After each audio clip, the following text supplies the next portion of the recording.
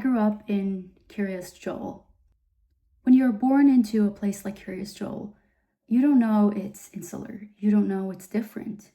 You don't know you're being controlled. You just think that this is the world.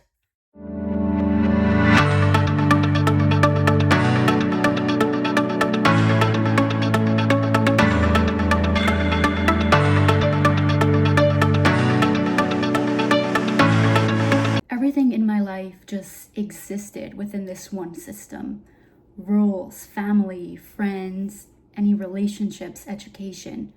I was taught that the outside world was dangerous, that there was us and there was them, and that we were the only ones living the right way and everyone else was wrong. We were taught that everyone was out to get us, everyone hated us. All these things were instilled in us to make us fear the people outside. Doubt wasn't curiosity, it wasn't free thinking. It was a sin, and asking questions wasn't part of learning.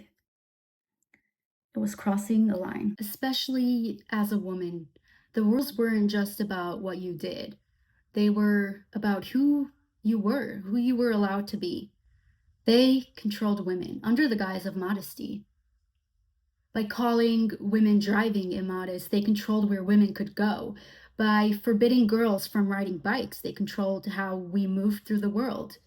By teaching women to step aside when a man wanted to pass, to give up your seat if a man wanted to sit, we were taught that we were less than. We were also taught that it was our responsibility to make sure a man doesn't desire us, that his thoughts depended on our clothing, the way we speak, our mannerisms, the way we walk through the world. We were taught that our bodies were sinful, that the solution was to drown them in clothing. And so you learn how to take up less space, emotionally, mentally, physically, without anyone ever having to say the words shrink.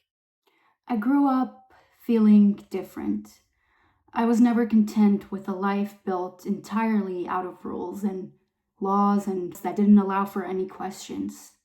So I doubted, I questioned, and because of that, I was labeled troubled. Most of the time, I felt stifled, like my life had already been planned out and outlined before me, and my job was just to color inside the lines.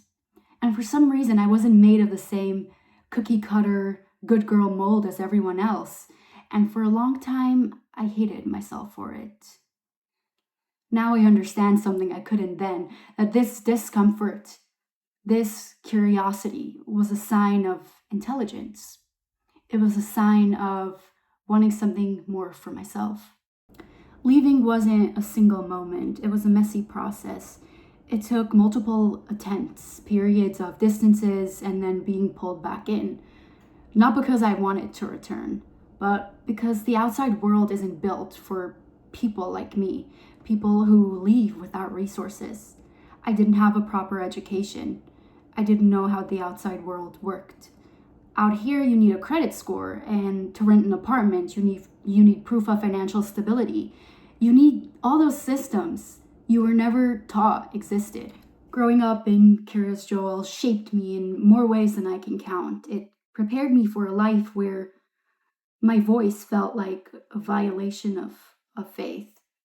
But leaving was the best thing I ever did. It showed me that I have the power to change the trajectory of my life, that I can build myself up from nothing, and that I don't have to ask for permission to live. It taught me to recognize my strengths, my resilience, to appreciate all those parts of myself that I was taught to suppress: the curiosity, the discomfort, the weirdness that refused to disappear. And those traits didn't lead me astray, they led me here. And for the first time, that feels enough.